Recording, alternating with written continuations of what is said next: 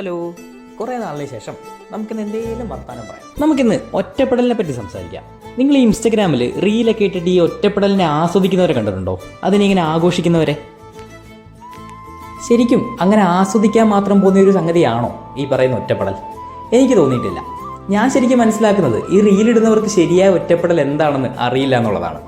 ശരിയായ ഒറ്റപ്പെടൽ ഒരുപാട് സോഷ്യൽ ഫാക്ടേഴ്സ് കൊണ്ടുണ്ടാകുന്ന ഒരവസ്ഥയാണ്.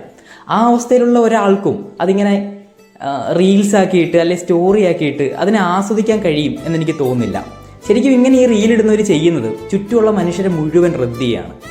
ശരിക്കും ഇപ്പോൾ ഇത് പറയാനുള്ള കാരണം, ഒരു സമയം വരെ ഒറ്റപ്പെടലിനെ ഇങ്ങനെ റീലിട്ട് ആഘോഷിക്കുന്ന ഒരാളായിരുന്നു ഞാനും.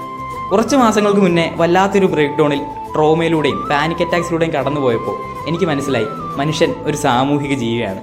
അവന് സർവൈവ് ചെയ്യാൻ ചുറ്റുമുള്ള മനുഷ്യർ വേണം. എനിക്ക് എൻ്റെ മനുഷ്യരുണ്ടായിരുന്നു, എൻ്റെ ആൾക്കാരുണ്ടായിരുന്നു. അവരെന്നോടൊപ്പം നിന്നു, എൻ്റെ അടുത്ത് സുഖവിവരങ്ങൾ തിരക്കി നിന്നു. അതുകൊണ്ട് മാത്രമാണ് എനിക്ക് അതിജീവിക്കാനായത്. അപ്പോൾ ഓക്കെ.